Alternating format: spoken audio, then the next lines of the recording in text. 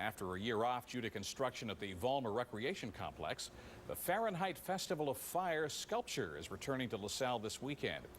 CTV reporter Christie Bezaire introduces us to two local artists who spent months on sculptures, fully expecting that they'll go up in flames.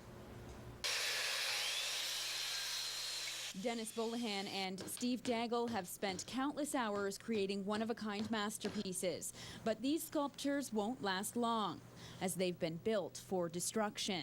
I think everybody likes to have a bonfire in their backyard. It's theatrical, it's kinetic, people can come, spend an hour and a half, see some sights, and they can go away with a feeling that they saw something they've never seen before. Bolohan went to a similar event in France about 12 years ago. The next summer, he hosted the first Fahrenheit Festival in front of about 100 people in his backyard. It was an immediate hit, growing to about 2,000 spectators at the last event. They invited me out to watch it, and I instantly caught the bug, because it looked like a very interesting art form, very unusual, very ephemeral, to say the least. Daigle has contributed sculptures for 7 years now. It's 22 feet when it's open to the top. He says this moving flower is the first sculpture he'll be a little sad to see go.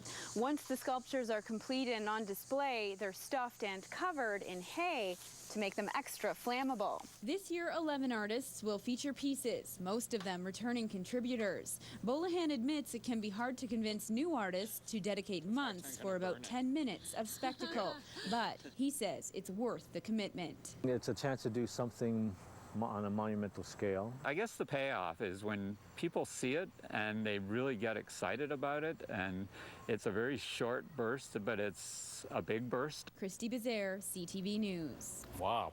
Fahrenheit Festival takes place this Saturday at the Pond Park of the Vollmer Recreation Complex.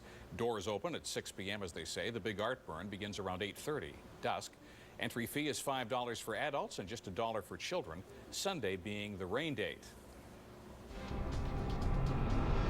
Now ahead at 6 on CTV News. Big changes in the movie rental business.